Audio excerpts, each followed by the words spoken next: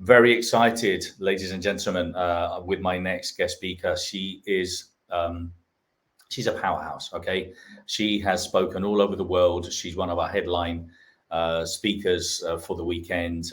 Judymay Murphy. She's going to be joining me in a minute. I'm just going to play a very quick video, and we'll be right back. So you're not going to want to miss the next talk.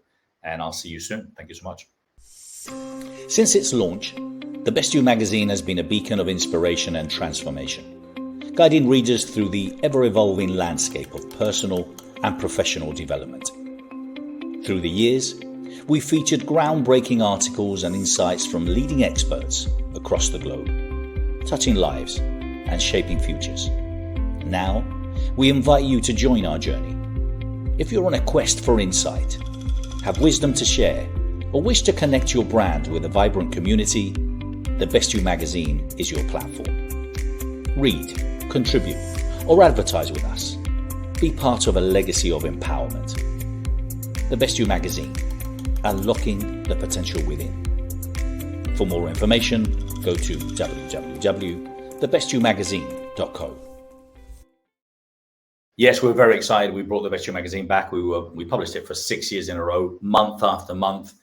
Printed digital version, and we're excited to bring it back. And we've got some special editions coming. So if you've got a brand and you're interested in reaching, 50,000 people, well, we are a great platform for you. So you've got all the information on thebestyouMagazine.co. Okay, so let's just bring Judymay in. Come on, let's just do this.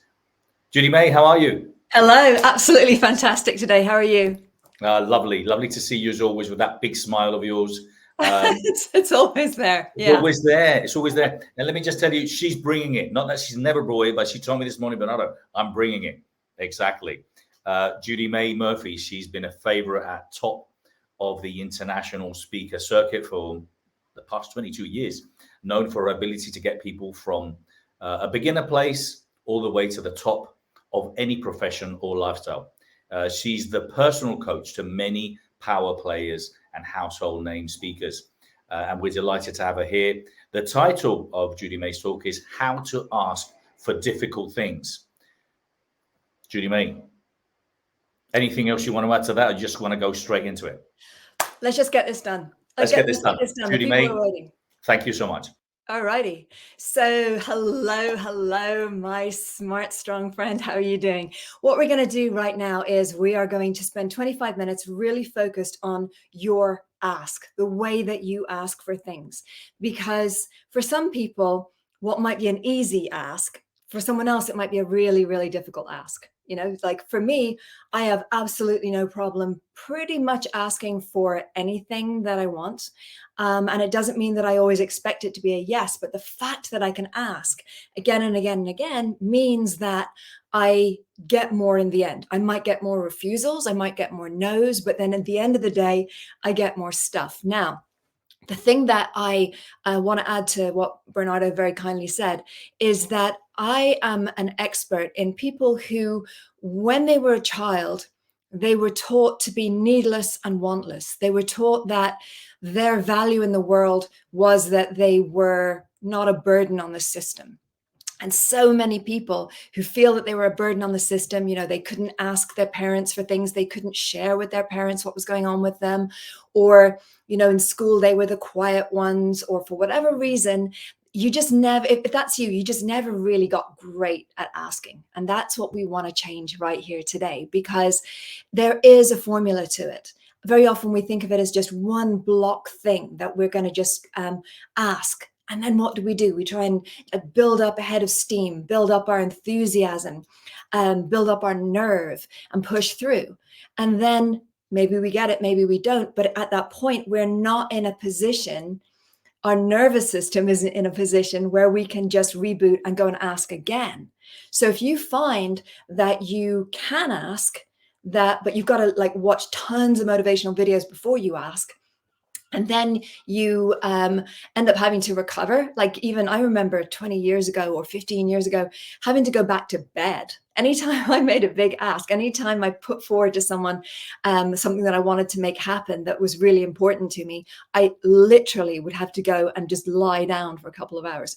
So, and if that isn't you, Think about this. If we're going to be taking those people to where they can ask for anything, for you, it's an absolute shoo-in. So what is it that happens when we ask? When we ask, we think of it often as an intellectual thing or a strategic or tactical thing. That, yeah, we just identify what do we need, what do we want, and we say the thing. However, our body gets involved, our emotions get involved.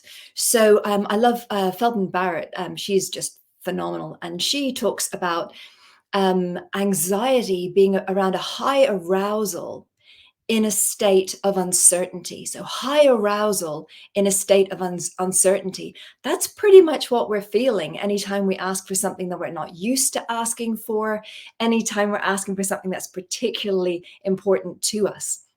So how can we manage that? Because with that ask, we've got that going on. So we're in a state of anxiety. We've got this high arousal because we're getting ready. We're getting prepared to bring ourselves into a state of uncertainty, right? So it's a step into uncertainty. We knew what we were going to ask. And now we've lost certainty because we've lost control, because we've handed it over to the other person. We've said, hey, this is what I like. And at that point, then it doesn't get to be all about you anymore. It is about the other person. So within that, so you're in this place of high anxiety, and then you have to linguistically perform. Now, what some people do is they learn off really great little phrases. It's like, okay, this is what I'm going to say. This is what I'm going to say. The thing is, though, that knowing those phrases doesn't really bring you any closer to handling the system, being able to come up with your own ways of saying things, being able to self-soothe, being able to keep yourself in a place where you can ask, hear what they say, and immediately pivot. I've had times where I'm asking for pretty big things, like I'm asking for, a deal, or to be on a TV show, or, for something in my personal life, and it's a really, really big deal to me.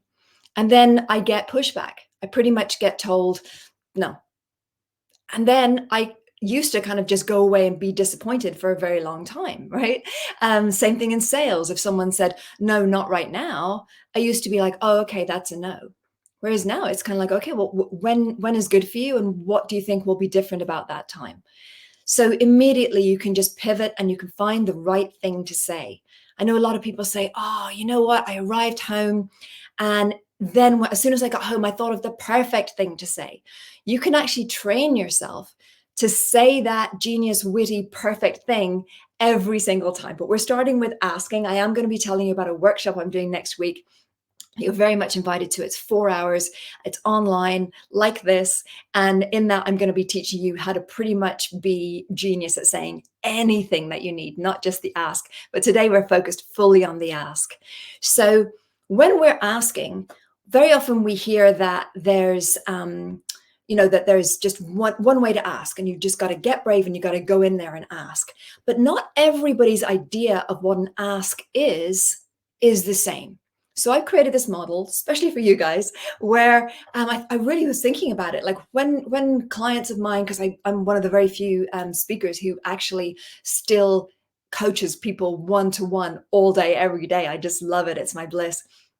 And I find that people think they have asked, and actually they've done something completely different. So the very first position, we're going to take it from here to here, right? And so here is a place where you're just hoping. You're just hoping. So this is where the ask is at its absolute weakest. You're just hoping that something changes, or you're hoping that someone notices that maybe you put up a website and you're hoping someone just stumbles across your website, gets to the sales page, says, yeah, that's for me. That's a position of hoping. Right?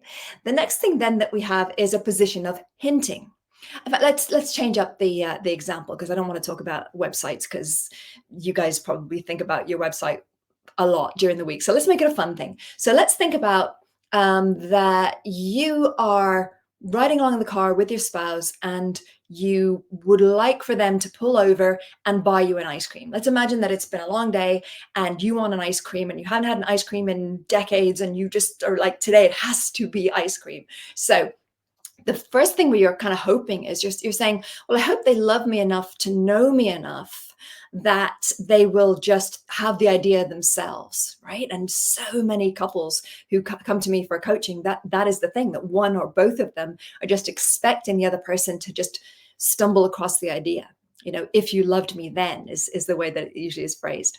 But the next thing then is hinting. So if we know that we're going to have to say something here, maybe they haven't noticed that there's whatever the names of the ice cream places are, Baskin Robbins, that you're driving on the highway, you have this idea, you see that there's an ice cream place coming up, and you just hint. And you say, oh gosh, do you remember early on in our relationship when we used to go for ice cream? Wasn't that really great?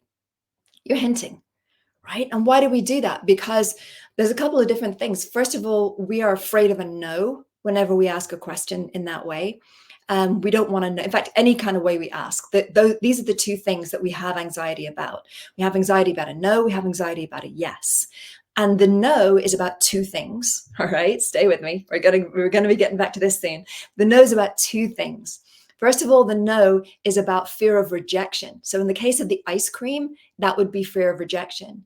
But also it might be fear of annihilation. It might be like, oh my gosh, if I don't get this sale, I'm going to, my whole business is going to collapse and I won't be able to feed myself and my family and then. So we often bring ourselves to that place. So you have that going on with the no. With the yes, when you're fearing a yes, it's not actually fear of success. That can be it when you're just not comfortable with stepping into a place of success. Someone who deals brilliantly with this, by the way, is Gay Hendricks in the book, The Big Leap. Highly recommend you check that out. But we're going to be talking about something slightly different. And that is that if you get a yes, what if the yes brings more pain? What if you can't deliver? What if you then have to work out how to ship something? What if you then have to step into a place where you have to become even better as a coach? What if what if, and you're just not ready for that? And with that, I would say, always just know that when you get there, you are going to be able to work it out. So first, create the problem. It's one of my favorite phrases. First, create the problem. Often when I'm coaching people, they'll say, but what if this? I'm like, yeah, what if? But first, let's create that problem. Let's get you to a place where you don't have the time to deliver on all these for all these clients, because right now you've got no clients. So let's create a better problem. All right, so here we are. We've already talked about that you might just be hopeful. You might be just completely passive, hanging out there, and that is your version of an ask, is to just like hope that a ship sails by and you wave, or not even wave, but they just see you, right?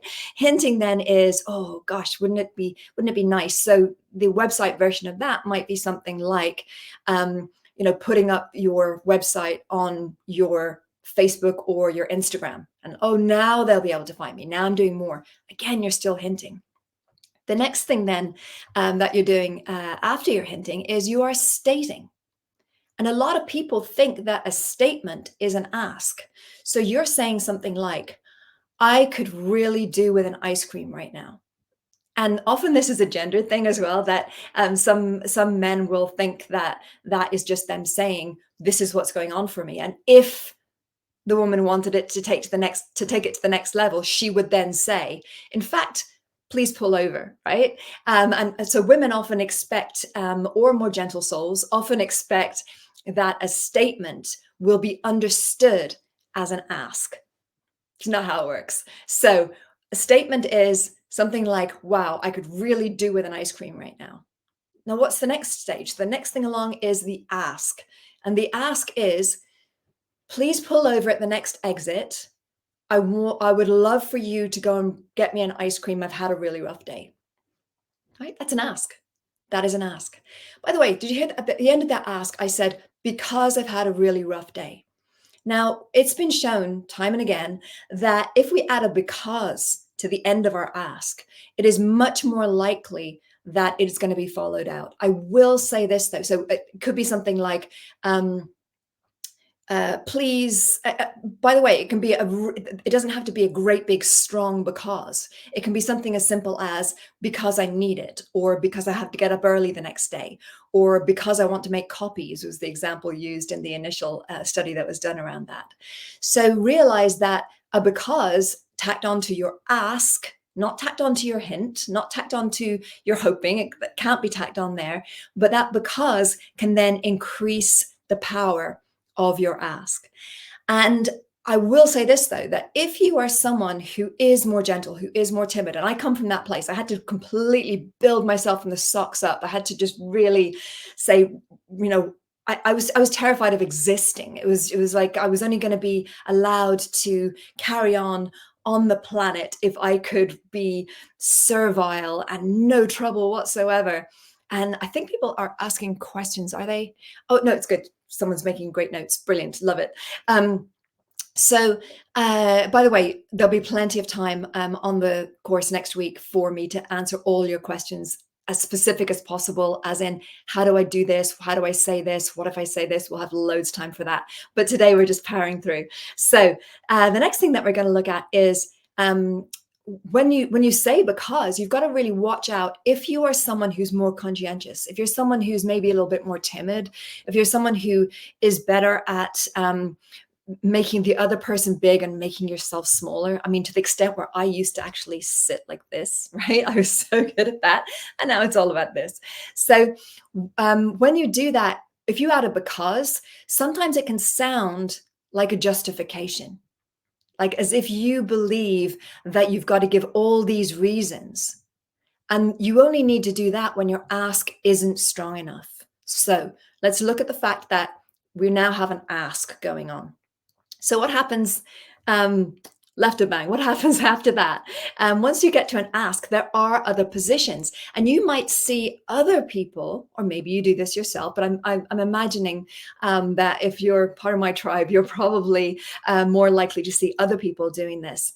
People who are more aggressive, people who are louder, people who push first, ask questions later, which is fine. It's a style. We don't need to damn it. It's not wrong. It's just very different from our style, right? So we need to know how to receive it, and also where the strengths are in it, so that we can go there when we need to.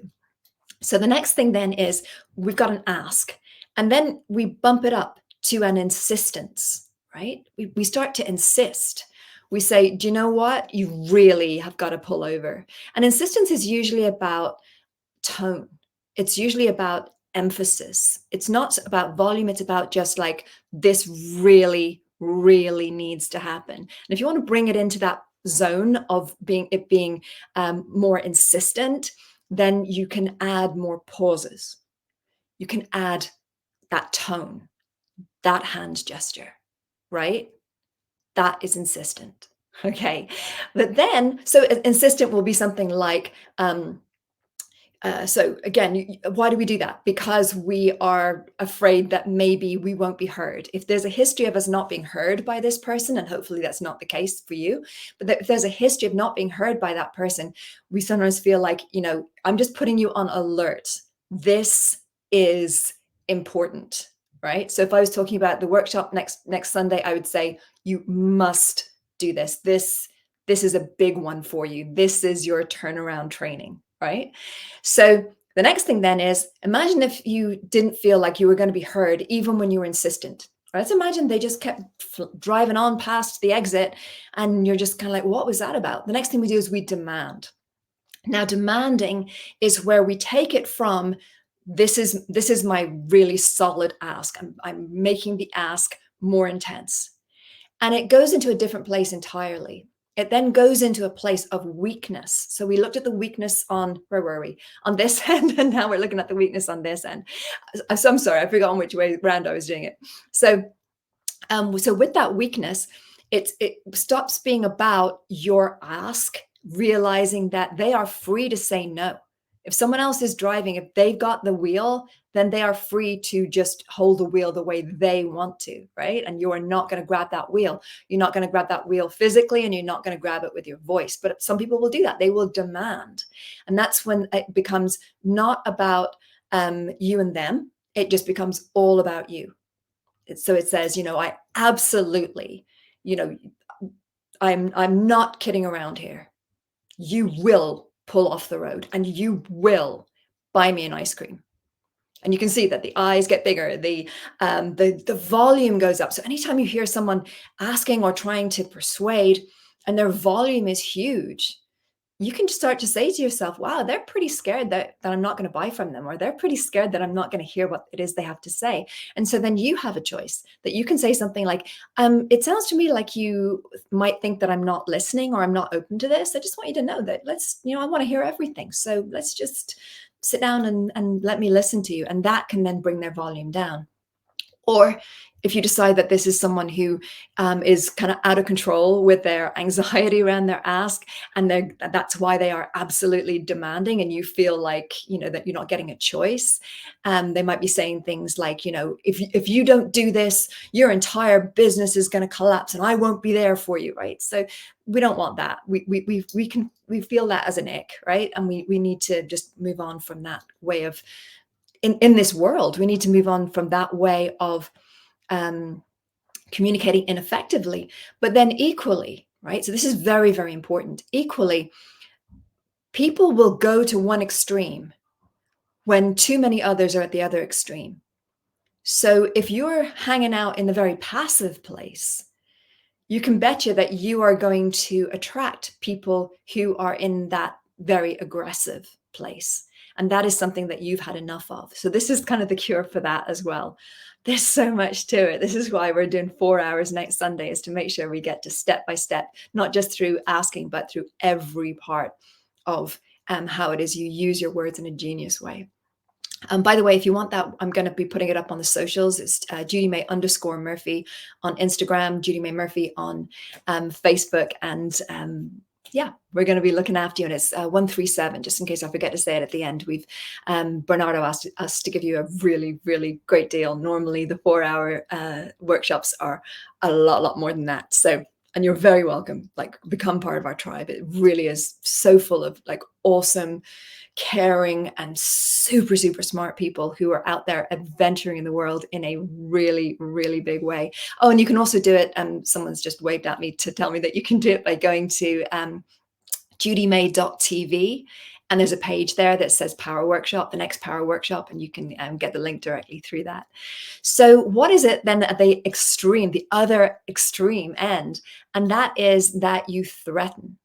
And again, we really don't want to get to that place where you're saying, unless you pull off this highway right now and buy me an ice cream, and you better remember which ice cream I want, then I'm going to divorce you, right? If you've gotten to that place, well, then it means that already so much has happened that you're, it's almost like you're incapable at that point of asking elegantly. And that's what we want. We want asking elegantly. We want asking definitely. So what is it that you do instead of asking? So we're going to move along from that model. There's all kinds of things that we could talk about, like how do you move? Basically, just let me do that for you briefly. What you do is, if you tend under stress, you'll go from one extreme to the other. You know what it is for you. If for you, you tend to go to the more passive end of it, you start hinting and you start stating. Start with stating. If that's where you're comfortable, just state and then tack on an ask to the end. This is what's going on. Please join us. It really is that simple. And then if you feel that that's not working, and you've got a day left before people can buy your product or whatever, then at that point you say, you can move into being more insistent. Hey guys, come on, time crunch here. Let's get this done. Yeah. So what is it that we do instead?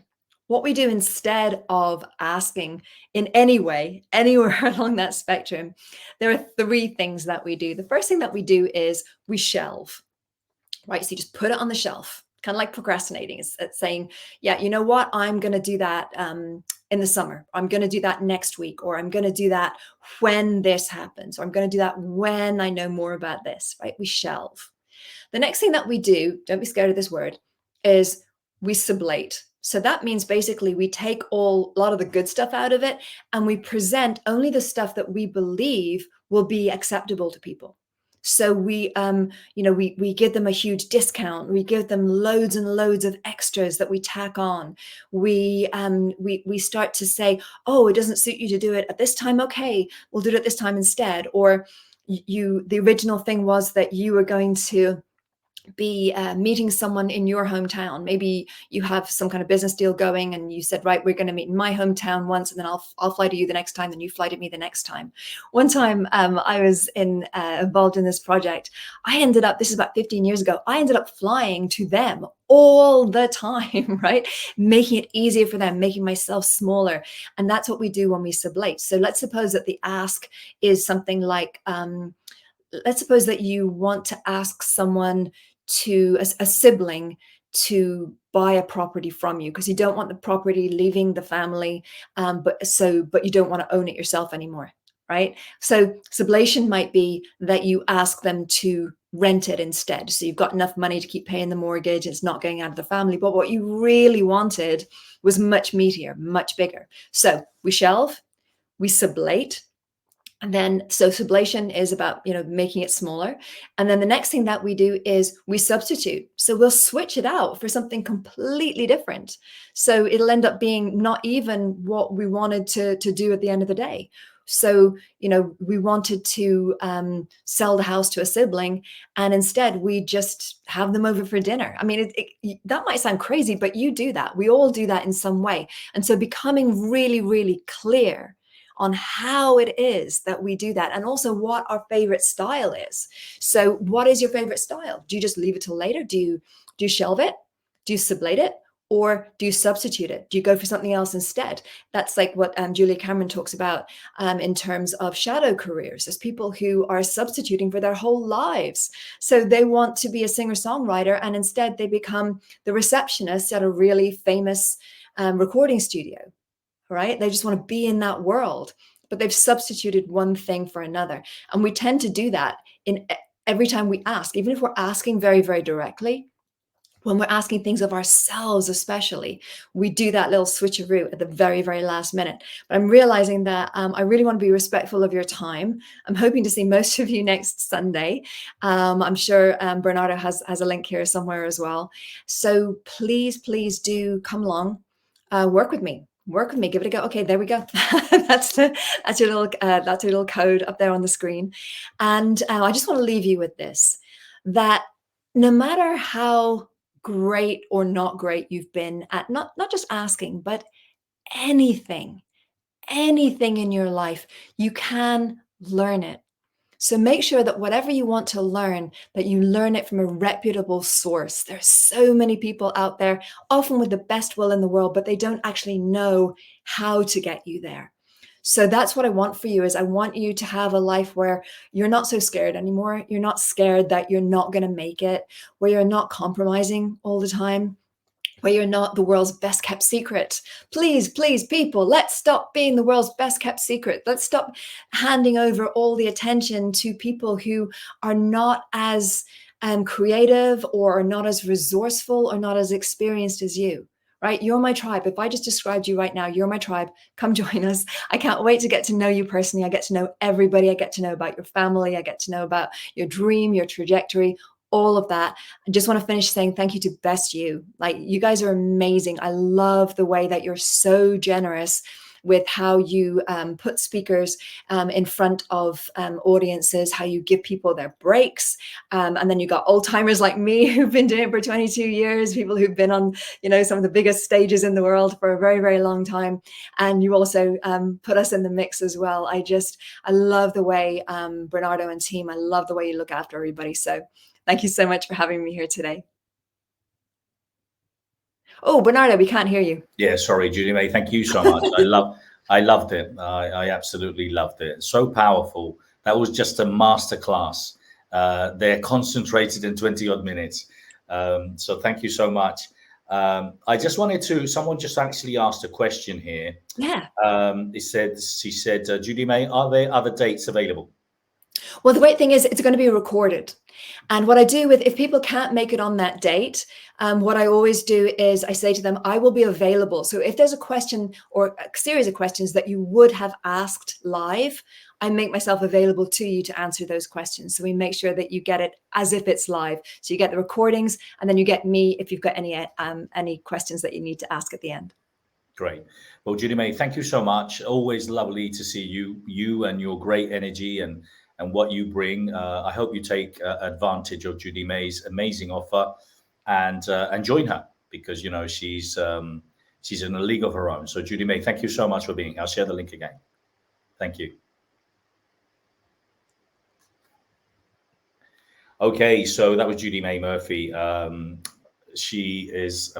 Judymay's been sharing the stage with probably the biggest international speakers all over the world, and she's always been extremely kind to me, and she's always gone out of her way to connect me with people. She's one of those people. She's one of those persons that cares. And it's the way she comes across when she speaks. But she really cares, and if you're interested in finding someone that you could really feel connected to, aligned to, I hope you take advantage, Judymay.